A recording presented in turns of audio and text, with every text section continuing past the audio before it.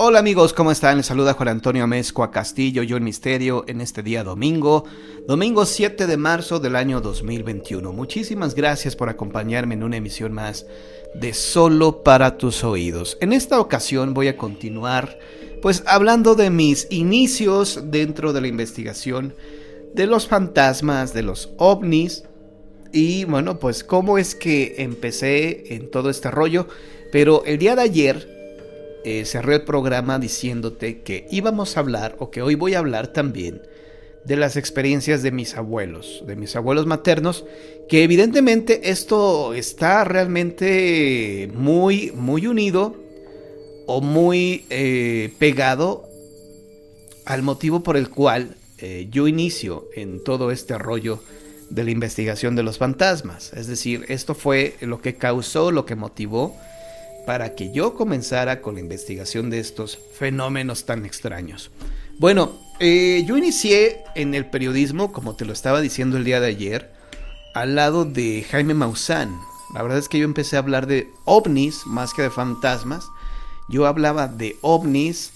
El que me dio la primera oportunidad fue precisamente Jaime Maussan en su programa Tercer Milenio, que es donde él me entrevista y me hace la invitación formal para formar parte de su equipo de trabajo de Tercer Milenio.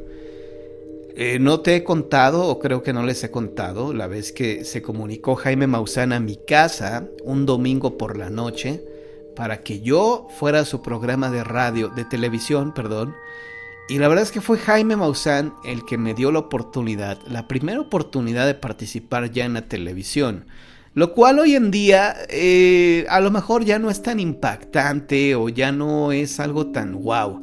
Pero en aquellos años en que las redes sociales no tenían tanto poder como lo tienen hoy y como, la televisión imponía, no cualquiera podía aparecer en la televisión. O quizás sí, pero haciendo, no sé, algún concurso, participando en, no sé, en actividades bochornosas como hoy en las mejores familias, ese tipo de programas sensacionalistas, amarillistas, que por suerte ya desaparecieron. Pues una persona podía aparecer en la televisión, pero solamente para denigrarse, ¿no? Para ser carne de cañón, como se dice. Y en mi caso, aparezco en la televisión, pero me presenta como, en primer lugar, como lo que yo soy realmente. Licenciado en periodismo, egresado de una de las mejores escuelas del país y de América Latina, que es la Escuela Carlos Septín García. Me presenta como su futuro colaborador, que obviamente va a traer reportajes muy interesantes en su programa. Y ayer te platicaba precisamente el motivo por el cual ya no continué en este proyecto, el motivo por el cual ya no quise seguir en Tercer Milenio, y entonces yo emigro a lo que es la lucha libre como reportero de lucha libre, donde estuve prácticamente 5 años de mi vida y que disfruté a lo máximo el estar cubriendo funciones de lucha libre en la arena Naucalpan, que es una arena que se encuentra aquí en el Estado de México, en la arena López Mateos, también del Estado de México, y en algunas contadas ocasiones llegué a participar o cubrir funciones en la Arena México. Y de hecho tengo la anécdota y la bonita experiencia de haber sido de los últimos fotógrafos y reporteros que cubrieron una función de lucha libre en el toreo de Cuatro Caminos. En ese legendario lugar del toreo de Cuatro Caminos, yo fui de los últimos fotógrafos que cubrieron, de los últimos periodistas, reportero, porque yo era reportero y fotógrafo, de los últimos que cubrieron la función del en el toreo de Cuatro Caminos, en el aniversario 25 del Hijo del Santo. Esa fue la última función que se hizo en el toreo de Cuatro Caminos, y a los pocos días, a las pocas semanas, fue demolido ese lugar. Entonces fui de los últimos que estuvo en el toreo de Cuatro Caminos cubriendo la función de lucha libre, todo por el todo del Hijo del Santo. Entonces me dediqué un tiempo, dejé los ovnis y me dediqué a la lucha libre. Sin embargo, al mismo tiempo que era reportero de lucha libre, escribía en una revista llamado Paradero. Esta revista, bueno, desafortunadamente ya desapareció, era de una editorial llamada Mango y se vendía en todo el país. Así que comencé a escribir ahí de fantasmas, ovnis, y a la par inicié a escribir ya mis propios libros con Delfín Editorial, que hasta el día de hoy sigo publicando mis libros. Y así es como ya me meto de lleno al tema de los fantasmas, al tema de los ovnis. Y gracias a Dios, pues publicando libros llevo ya una década. Llevo ya 10 años escribiendo libros. Son ya 32, de los cuales 24 son de fantasmas, ovnis, leyendas, etc.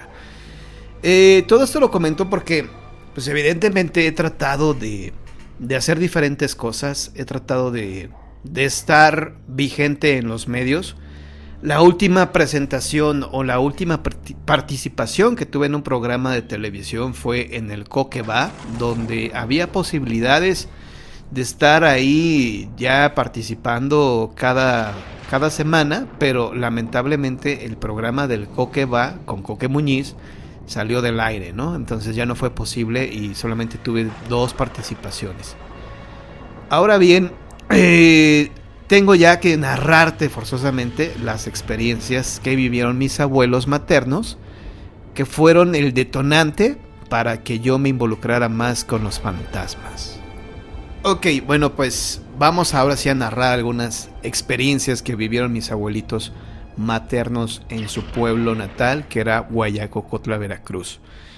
Mi abuelo siempre nos contaba en esas reuniones familiares, cuando se le pedía, claro, no es que él siempre quisiera hablar de esto, solamente lo hablaba cuando se le pedía que nos platicara lo que había vivido en Veracruz. Mi abuelo decía que se había topado con el mismísimo diablo, que él decía que era un perro negro. De hecho, se topó con un perro negro que le brillaban los ojos de color rojo. Mi abuelo venía del trabajo, ya era bastante tarde, y repito, cuando él tuvo esta experiencia, era un pueblo que no tenía energía eléctrica. La gente de ese lugar se iluminaba con ocote, que es una madera que se enciende y que ilumina muy bonito. No había carreteras. El único medio de transporte de ese pueblo eran las carretas, los caballos, los burros. No había automóviles. O había uno que otro que pasaba por ahí, ¿no? El camión que te llevaba de pueblo en pueblo. Pero las rancherías, que era donde vivía mi abuelo, pues la única forma de llegar a estas rancherías era solamente caminando o en caballo. Dice mi abuelo que venía del trabajo y entonces serían como las 11 de la noche más o menos, y él tenía que pasar por un paraje solitario, un lugar bastante solitario, donde, pues repito, no había iluminación, eran piedras, camino de piedras, rocas. Y bueno, pues él iba caminando, pues tranquilo. Había pasado a la cantina a tomar unas copitas de aguardiente. Y entonces mi abuelo dice que de repente, de la nada, se le aparece un perro negro que le brillaban los ojos de un color rojo, de un rojo intenso. Mi abuelo pues obviamente se espanta cuando lo ve. Pues evidentemente dice, este animal me quiere atacar, este animal me va a matar, fue lo que pensó. Saca su machete y entonces cuando el perro se le avienta para atacarlo, mi abuelo logró defenderse, logró clavarle el machete y se echó a correr. De hecho, el animal quedó clavado en la tierra. Se echa a correr con mucho miedo porque se había enfrentado a un animal salvaje.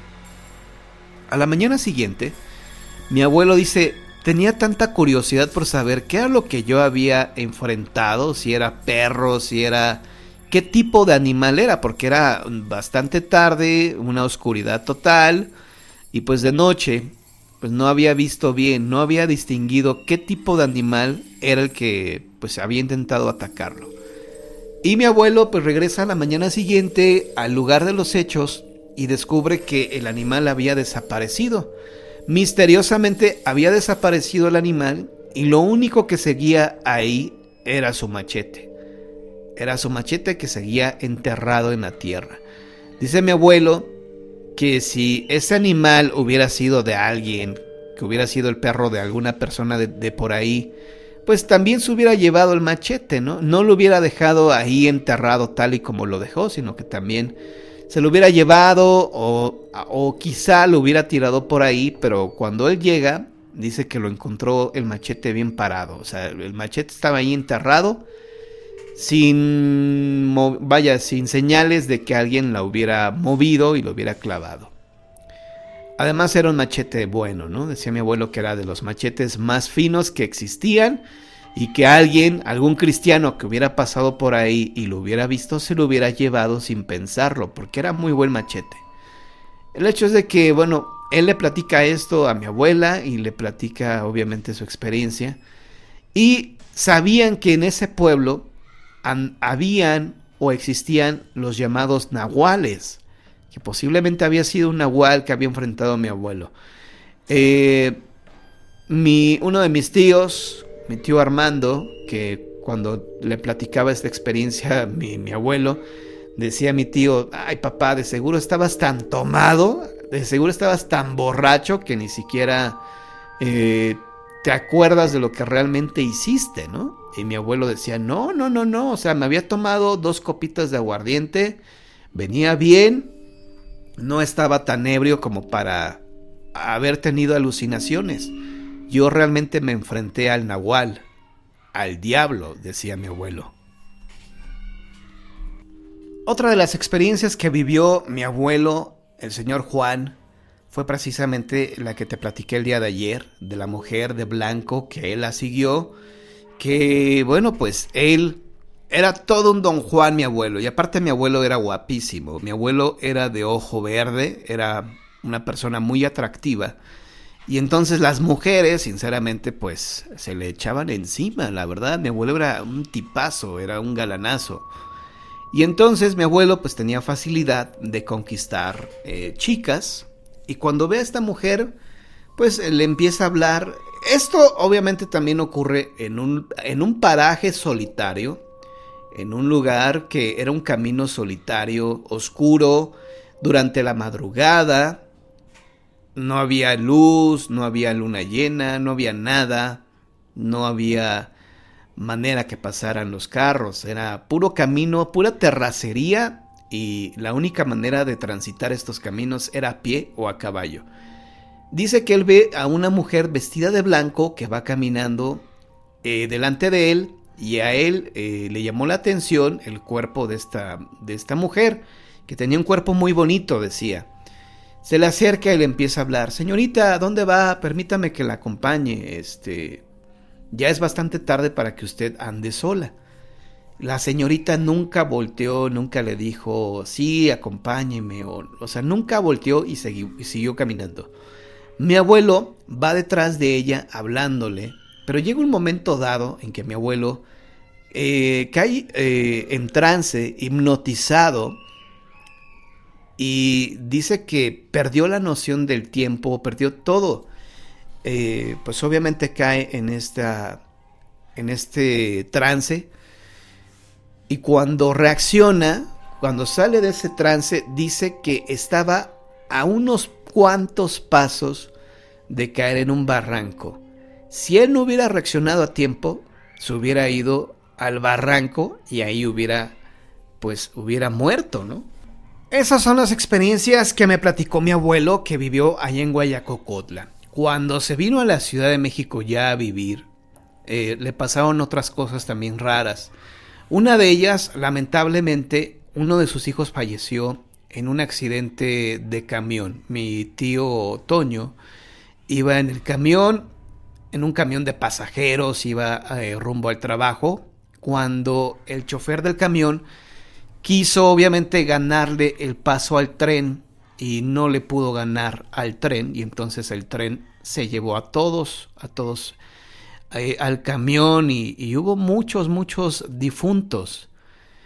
Mi abuelo pues obviamente no se resignaba a la pérdida de su hijo Toño.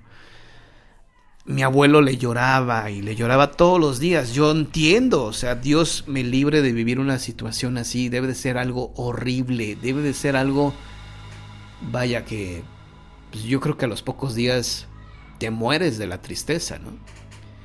Mi abuelo le lloraba y le lloraba todos los días a mi tío Toño.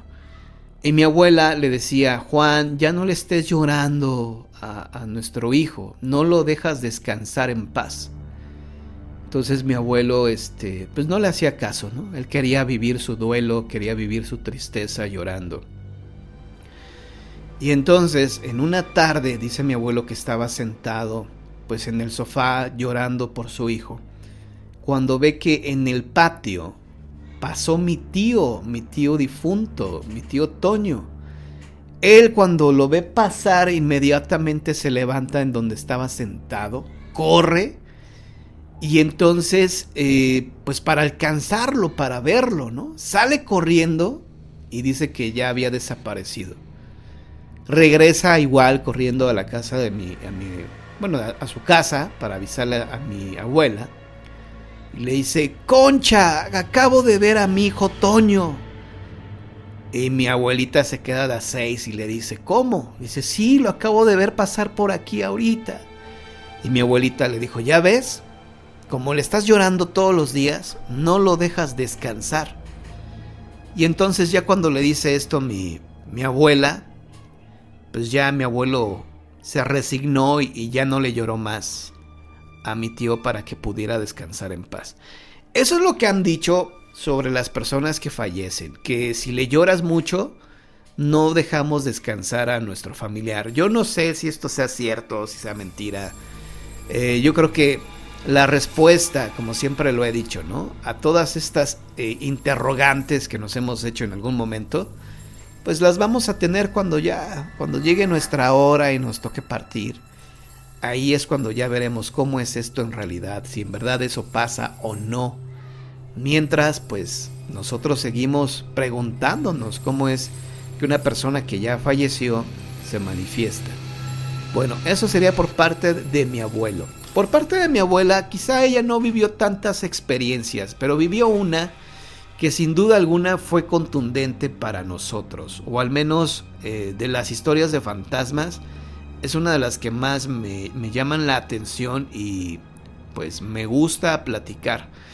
Fíjate que mi abuela, lamentablemente, su padre falleció cuando ella era muy joven. Ella tendría como 15 años de edad cuando mi bisabuelo, es decir, cuando el papá de ella fallece. Muere en la noche. Todo esto que te estoy platicando ocurrió allá en Guayacocotla, Veracruz. Entonces, mi abuela, que era la hija mayor, tenía creo que 3 hermanos más, pero chiquitos, le dice mi bisabuela, es decir, su mamá, le dice: hija, ve y avísale a tus tíos, es decir, a los hermanos de su papá, que falleció tu papá. Ve y avísales que ya murió tu papá porque estaba enfermo. Ve y diles pues que murió y que suban, ¿no? Que suban a velarlo y pues para ver cómo lo vamos a enterrar. Ya era bastante tarde, serían como las 12, 1 de la madrugada. Y mi abuela pues es la que tiene que ir a avisarle a sus tíos. Sus tíos vivían rumbo al río. Allá en Guayacocotla el río estaba hacia abajo. Ella vivía, vamos a decirlo así, en un cerro y tenía que bajar pues para avisarle a sus tíos.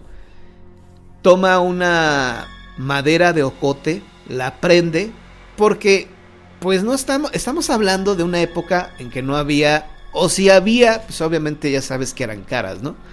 Pero mi abuela no tenía lámpara de pilas, no tenía quinqué, porque ella era de bastante humilde, su familia no tenía dinero. Y entonces, pues ellos se iluminaban con un pedazo de ocote. El ocote es una madera, es un árbol que ilumina bastante cuando lo enciendes. Mi abuela enciende el ocote, pero pues aún así no creas que iluminaba gran cosa.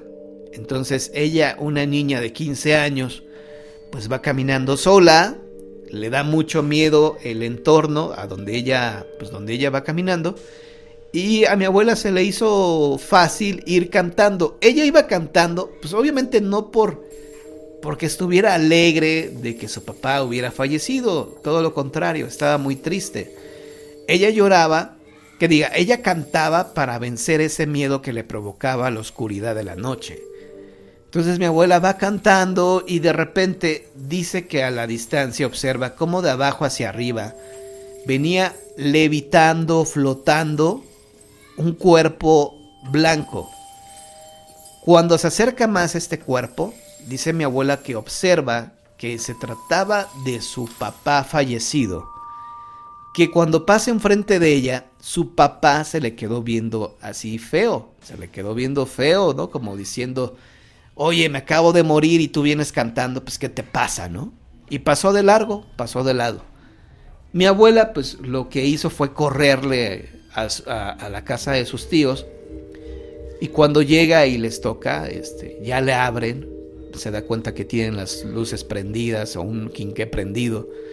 Le abren y le dice mi abuela a sus tíos, oigan, vengo a avisarles que... Y no le dejan terminar, le dicen, sí, ya sabemos a qué vienes, ya sabemos que tu papá falleció. De hecho, él estuvo aquí y vino a despedirse de nosotros. ¡Wow! Esto fue lo que nos contó mi abuelita, fue creo que la única experiencia que ella vivió, pero sí nos quedamos así sorprendidos cuando ella nos platicó esta historia. Y nos quedamos así de wow, entonces su papá fue y se despidió de sus hermanos, ¿no? Y les dijo, yo ya estoy difunto y ya me voy, ¿no? O sea, fue algo increíble.